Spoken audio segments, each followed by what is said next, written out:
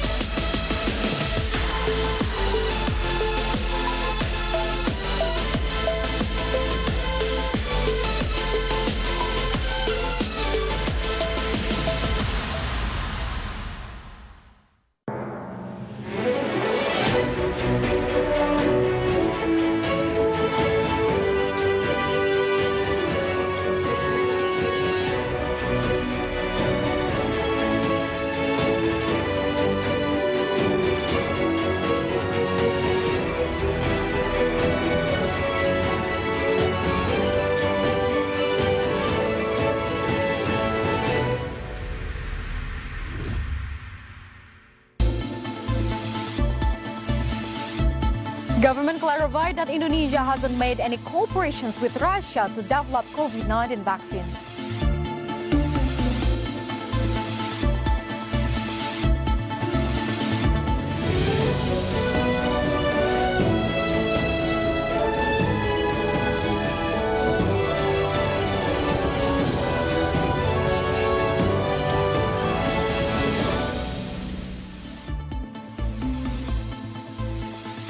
Good afternoon, viewers. Indonesia and Singapore. Market Headlines is ready to provide you a number of information from business, economic, and capital market sector. With me, Clara Antawijaya, and this is Market Headlines.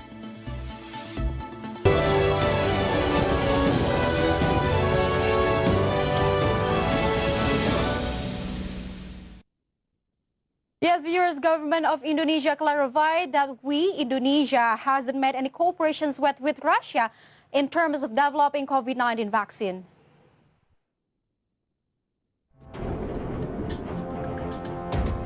Even though the World Health Organization praises the level of safety of COVID-19 vaccines from Russia, Indonesia government is not yet interested in collaborating in the supply of Russian vaccine.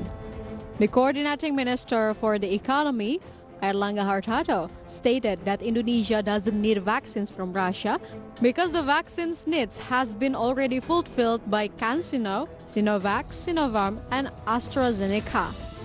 It is already sufficient to meet the demand for vaccines in Indonesia.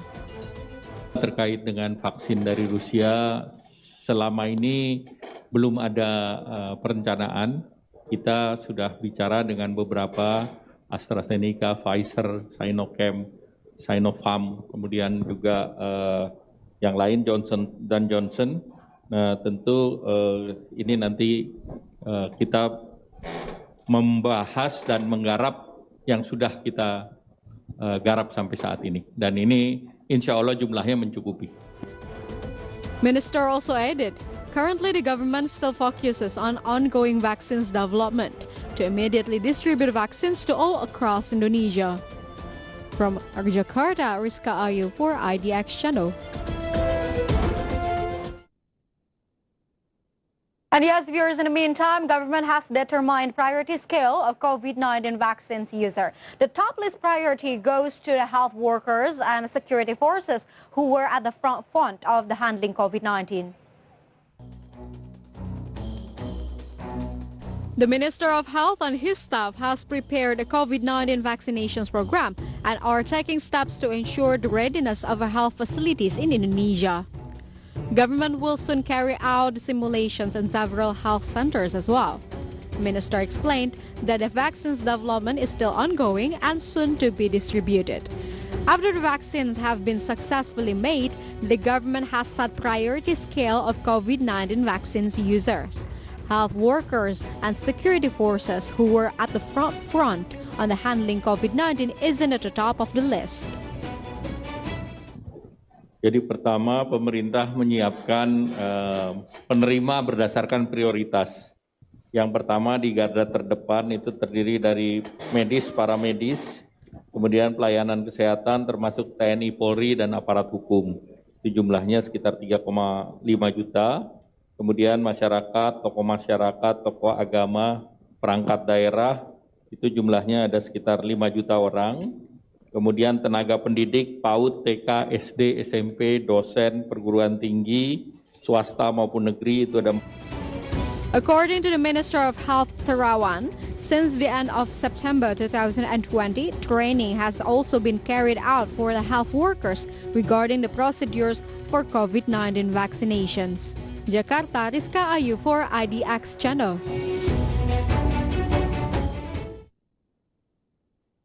And yes, viewers, during COVID-19 outbreak, Indonesian railway company implements strict health protocols on trains to attract passengers back into rail. One of the protocols is by periodically clean the train once in 30 minutes. In the midst of pandemic, the railway industry has been working so hard to attract passengers back to the railway. In order to provide safety and comfort to train passengers, Indonesia's railway company ensure that the company has implemented strict health protocols. Vice President of Public Relations of Indonesia's railway company, Johnny Martinez, said that the company always clean the facilities for objects that potential to be held by the public, as well as spraying the entire series of trains using disinfectant every half an hour. Selama pandemi COVID-19, PT Kereta Api Indonesia menerapkan protokol kesehatan yang ketat, seperti pembersihan fasilitas-fasilitas di stasiun maupun di rangkaian kereta api dengan menggunakan cairan disinfektan. Pembersihan ini terutama dilakukan pada objek-objek yang berpotensi yang sering terpegang oleh pelanggan, dan kami bersihkan hal tersebut secara berkala 30 menit secara bergantian. Other than that, in order to maintain distance each series of trains, company has set a maximum train occupancy of 70% only. Jakarta, Ricky Anwardi for IDX Channel.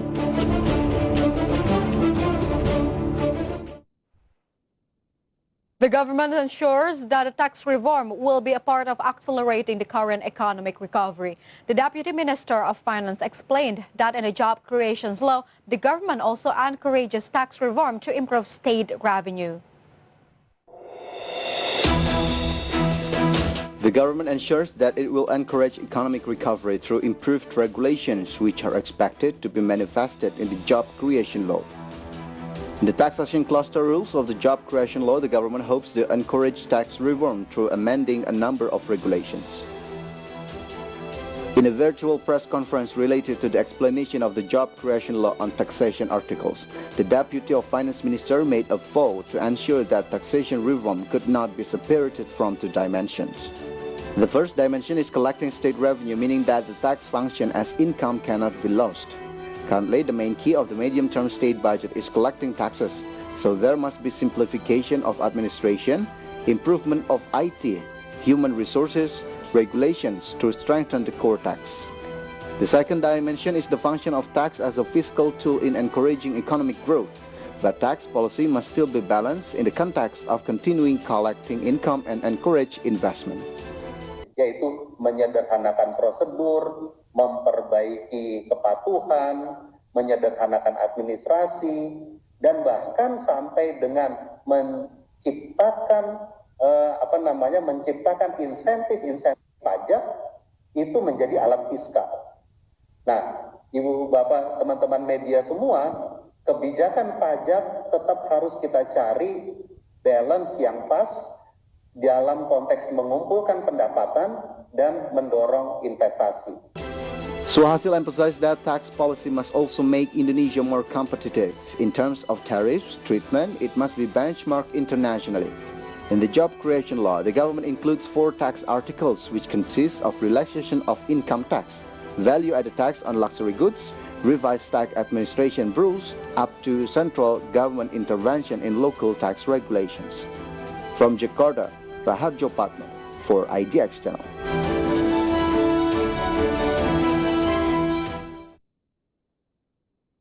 Market headlines will be right back after this quick break. Stay tuned.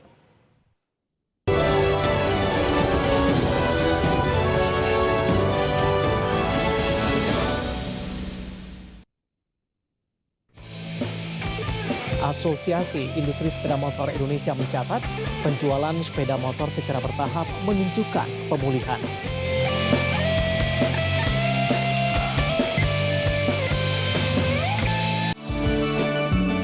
Sebetulnya industri hilir itu, lokal itu udah siap. Jadi pemerintah juga nggak perlu lagi menarik investor untuk industri hilir. Jadi pemerintah cukup menarik investor untuk industri bahan baku.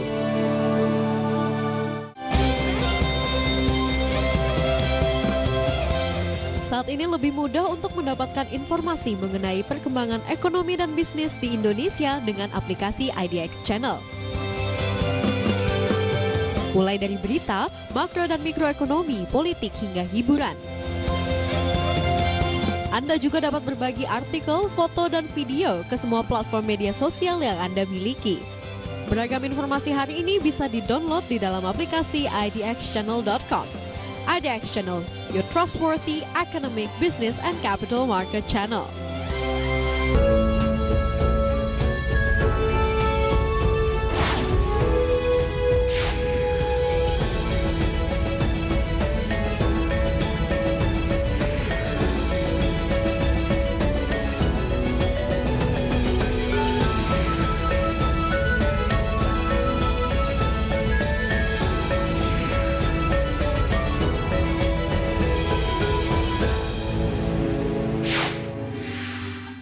Bagaimana outlook UMKM di 2020 ini, Pak Leona?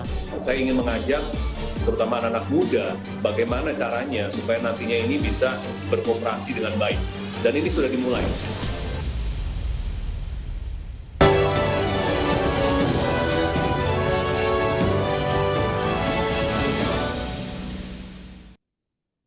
Welcome back to Market Headlines. Indonesia is aiming to start administering coronavirus vaccines in early November. The health minister stated that the government is prioritizing vaccine injections to those on the front lines in the battle against COVID-19 and including those who are involving in the public services.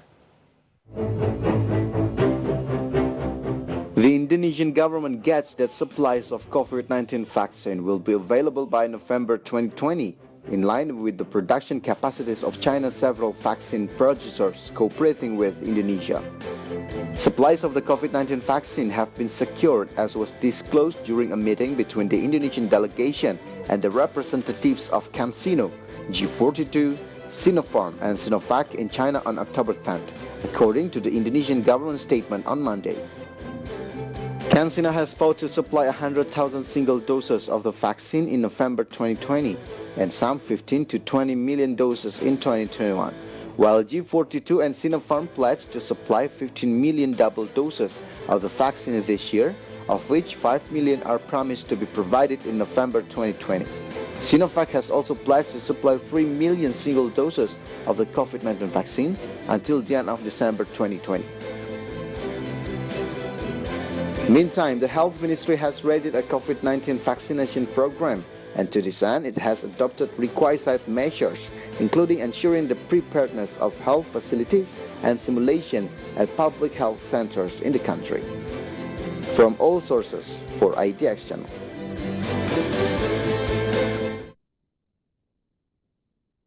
viewers, with the issuance of Presidential Regulations number 99 of 2020 concerning the implementations of vaccinations to combat COVID-19 pandemic, the government stated that the vaccine will be available in Indonesia by this November 2020. And this is certainly a good news, right? So what is government's plan regarding these vaccinations? How many people will be vaccinated? So let's just go into the data in the next graphic. Here it is through the next graphic. You can see Indonesia's priority target for COVID-19 vaccine. 5 million vaccines goes to community leaders, whereas it has religious leaders as well and regional officials, and also for 4.3 million dosage, of course, to teachers and also lecturers. Meanwhile, you can see through your screen, there are 2.3 million civil servants, which is both central and regional, and also the legislatives. And not to mention about 96 million goes for BPJS contributions aid recipients, or we can call it in Indonesia as PBI. And also we can see through your screen 160 million goes to general public and people who belongs in the age range of 19 to 59 years old. And of course, the data we gather is from the Coordinating Ministry of Economic Affairs and also our research team. And based on the government statement, the priority stages are in accordance with the availability of the vaccines, populations, and risk areas, stages of use, and the index of use. Vaccinations is based on priority groups that have a high level of susceptibility to viruses and have important function in providing public services and playing a strategic role. And meanwhile, the coordinating minister for the economic affairs and the chairman of the COVID-19 handling committee, Erlangga Hartarto, said that the government is very focused on immediately bringing a COVID-19 vaccine to reduce the spread of the virus, which is increasing every day. But unfortunately, experts are cautious enough about Indonesia pinning its hope on the vaccine development to curb the pandemic. For example, Diki Budiman, as the epidemiologist of Australia's Griffith University, said that the vaccines alone would not bring a country out of the pandemic. He added that there is no indications that vaccines can be a single solution to the COVID-19 pandemic. But yes, we still need to combine that again with main strategy, namely testing, tracing, isolations, and quarantine, as well as physical distancing. So which parties or companies are the government working together to provide COVID-19 vaccines? Let's check into the graphic to your screen. Here it is. We can see vaccines manufacturer in collaborations with Indonesia. Through your screen, first of all, you can see the Sinovac 2020. It provides around 100,000 doses. And of course, when we talk about Sinopharm, by 2020, the company will provide 15 million doses. And of course, it in a dual doses, but in 2020, the number will be escalated to be 50 million doses, or in the dual dose as well. And meanwhile, Sinovac. We heard about Sinovac quite often in the public, but by 2020, Sinovac, the company, will contribute about 3 million doses to Indonesia. While in 2021, this is very interesting because the number will eventually go higher by 125 million doses and a dual dose. And yes, viewers, I would like to emphasize that initial stage of procuring the COVID-19 vaccine costs around 37 trillion rupiah, where one of the resources of the funds comes from the state budget. As explained in the Presidential Regulations number 99 of 2020, where the costs incurred for the procurement of vaccines are a part of costs for the rescue the economy from the crisis. And then, not only the central government, the regulations explains that the provincial and districts or city governments can also provide funding through regional budget to support the implementations of COVID-19 vaccinations in their respective regions. And meanwhile, here it is, based on the regulations, vaccines payment can be made in advance, or down payment, which is 15% higher than the value of the multi-year contract, which has been stated in the agreement or the contract. Until now, the government has revealed the ability of the advance fee for the procurement of vaccines of 3.3 trillion rupiah. The number is really huge. And regarding the commitment from those three vaccine manufacturers, how are the latest developments of the productions of the COVID-19 vaccine so far? So let's move on through the next graphic.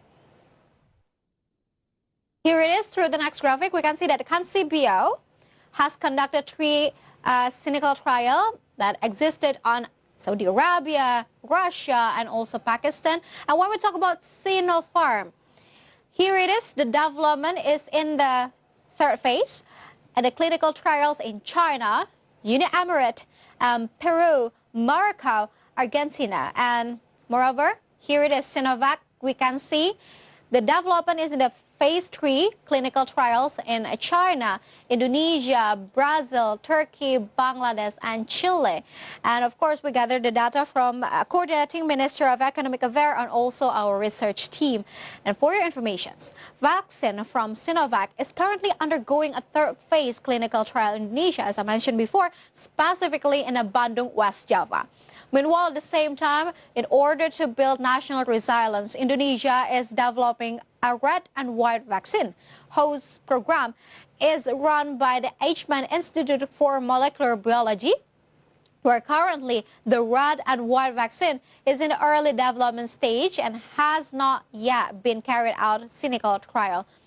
While Minister of Research and Technology Bambang Brojonegoro is optimistic that red and white vaccine will start clinical trial in early 2021.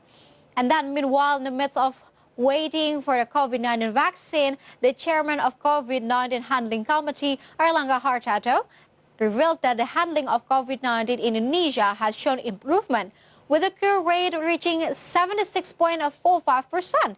Even the progress improving recovery was higher than the global standard at 75.15%. Then, for the death rate due to COVID-19 initially Indonesia had reached 9% and continued to decline until now at 3.58%, although it is still high compared to the global death standard of COVID-19 at 2.98%.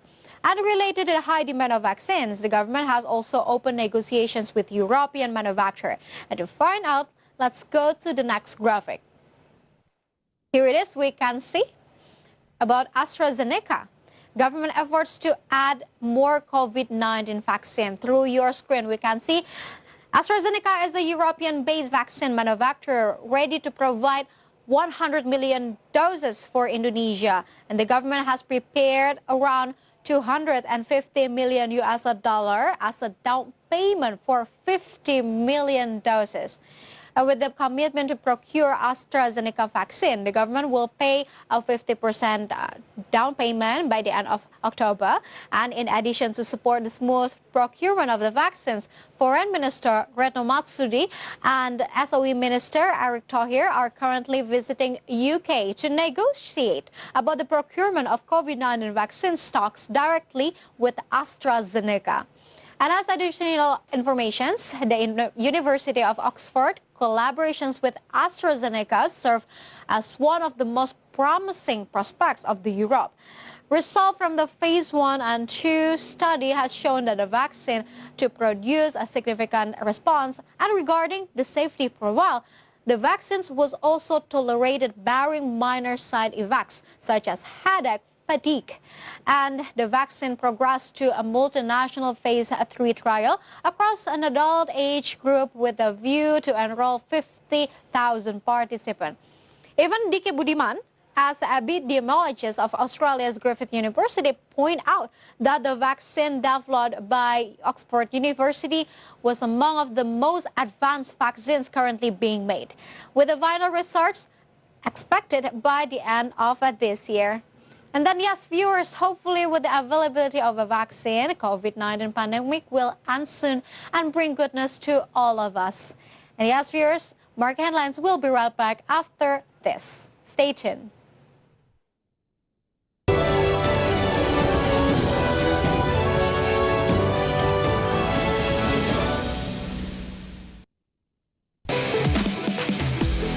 pembahasan pasal demi pasal Omnibus Law RUU Cipta Kerja menimbulkan berbagai polemik. Nolak RUU Omnibus Law khususnya klaster ketenagakerjaan yang kami anggap mendegradasi hak-hak pekerja Indonesia. BPS mengumumkan jadi deflasi di bulan September. Tapi di sisi lain, hampir seluruh sektor produktif ini mengalami pertumbuhan yang minus, maka perbankan pasti akan mengalami kesulitan untuk menyalurkan pembiayaan.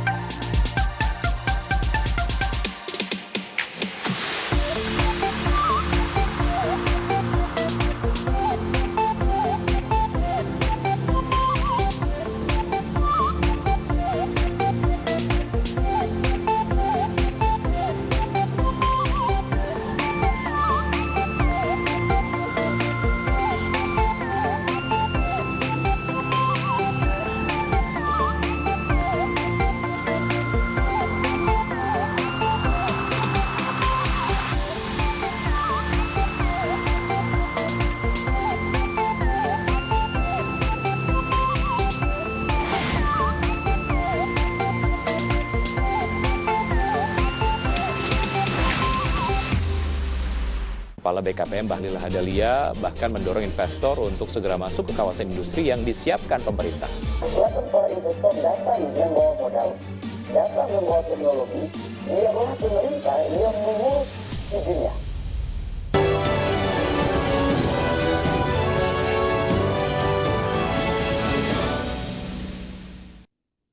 Welcome back to Market Headlines. So viewers, let's take a look at Jakarta Composite Index intraday movement. So earlier today, JCI was open at level of 5,076.38 and then approaching the closing time in the first session, the index was on the level of 5,077.51. And then the index was showing strengthening trend by the second session's closing time. The index was closed at level of 5,132.57. And in short, we can see that JCI went up 0.78%.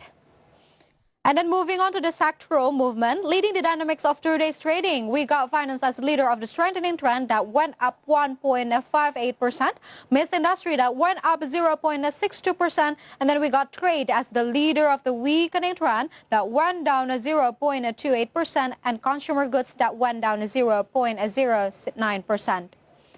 And moving on to the top gainers and the top losers. Here are the key highlights for today's trading sessions. We got BRIS that went up 25%. We got BBRI that went up 2.51%. And we got Agro that went up 25%. And then we got PJIS that went up 3.5%. And meantime, for the top losers for today's trading, we got BOGA that went down 3.23%. We got TBIG that went down 0.74%. And IANCAPI that went down 1.42%. And TCPID that went down 2.69%. And next, we're going to see the intraday movement of rupiah towards US dollar. So rupiah basically opened at the level of 14,700. But rupiah also showing weakening trend towards US dollar and was closed at the level of 14,770. In summary, rupiah went down 0.54. The government and the National Disaster Management Agency, or BNPB, have compiled a family health protocol in the midst of COVID-19 pandemic. This step is taken by the government to suppress the transmissions of COVID-19 in the family cluster. In the presentation delivered by the spokesperson for the COVID-19 Handling Task Force, Reisa Broto-Asmoro revealed that according to President Jokowi's direction last September, the government, through the Ministry of Women's Empowerment and Child Protection, the Ministry of Health, and the National Disaster Management Agency, or BNPB, have issued family health protocols which are contained in 4 things, starting from general up to specific health protocols, including if there is a family member exposed to COVID-19. Di Jumat lalu, KPPPA bersama Kementerian Kesehatan dan juga Badan Nasional Penanggulangan Bencana atau BNPB telah menyusun keputusan bersama tentang protokol kesehatan keluarga pada masa pandemi COVID-19. Keputusan ini dibuat berdasarkan arahan Presiden Joko Widodo September lalu. Protokol ini mencakup 4 hal, yaitu yang pertama, protokol kesehatan dalam keluarga secara umum, seperti cara pemakaian masker dengan benar dan cara melindungi anggota keluarga yang rentan tertular atau yang beresiko tinggi. Yang kedua, protokol kesehatan ketika ada anggota keluarga yang terpapar. Siapa yang harus dihubungi dan bagaimana proses karantina atau isolasi mandirinya. Yang ketiga, protokol kesehatan keluarga ketika beraktivitas di luar rumah. Nah, ini penting. Cara membersihkan diri sebelum berinteraksi dengan anggota keluarga yang ada di rumah, memastikan kita tidak membawa pulang virus masuk ke dalam rumah dari pakaian ataupun barang-barang bawaan kita.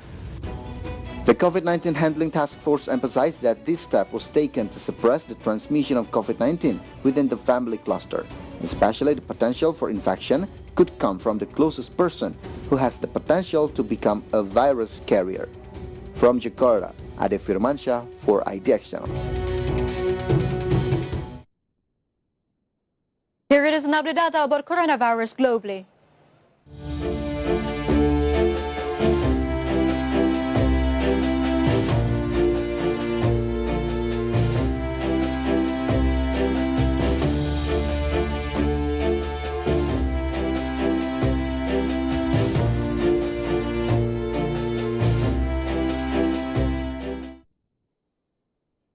And the news close our market headlines today. Please enjoy our next program on IDX Channel, Your Trustworthy Economic, Business and Capital Market Channel. Before saying goodbye, I would like to remind you on what Mom said. Please do comply with the health protocol by using mask, physical distancing, and avoiding crowd. Also washing your hand often with soap through overflowing water. And I'm Clara Antawijaya. Have a nice evening and stay safe.